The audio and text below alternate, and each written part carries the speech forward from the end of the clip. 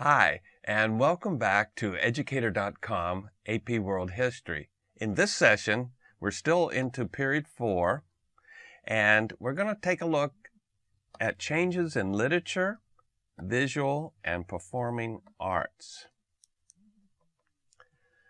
And I think this is a good place for us to approach one of those thinking skills.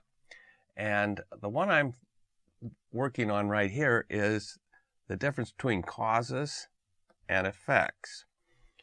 It's not crystal clear that this is a cause and this is effect all the time. That's why we have to use thinking skills to understand how things are moving. Okay, so let's take a look at what we have here. We have trade that increases tremendously during this period. Trade, so trade increases. Well, what does that cause? That causes great wealth to be somewhere. People are making a lot of wealth out of this trade. Well, then that creates a wealthy group of people. Now, they could just put this money under their mattress or whatever, but these people had a sense that there was something they should be doing with this money.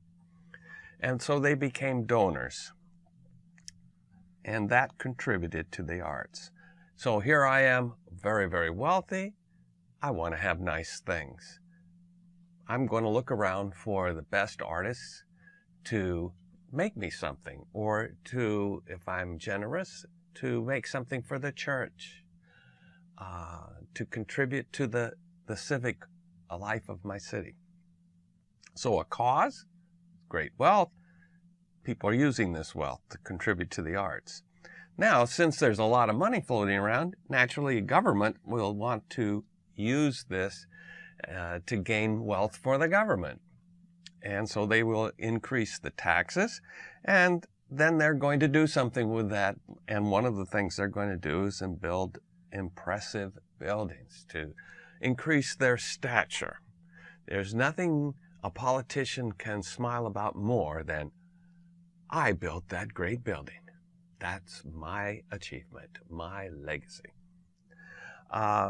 We're going to see movable type in Europe invented. Movable type is kind of quaint, perhaps, to you, because we're living in a digital age where we've moved from actually taking pieces of metal with a letter on it and putting it into a block so that we can form up our page, and then using a printing press to print that page over and over again, to doing this all electronically. But it was an amazing feat to come up with movable type. Now the question is, wouldn't it have happened anyway? You know, in other words, we say Gutenberg invented movable type, but if he hadn't, would somebody else have at about the same time?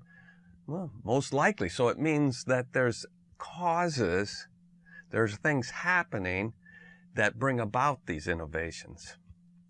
But the innovation itself is going to lead to literacy. When written materials become inexpensive, when we have people getting wealthy and they need people to work for them, and so more people are moving into cities, having more wealth, then literacy is something that's going to grow. And as you know, during this period in Europe, all academic work and almost all books were written in Latin.